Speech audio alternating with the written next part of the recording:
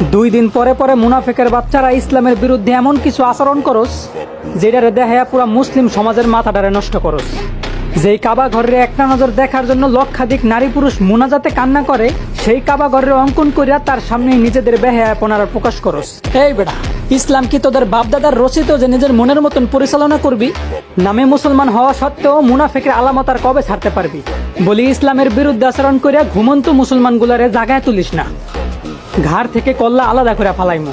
মুসলিম সমাজ যে কি জিনিস এটা এখনো তোরা জানোস না।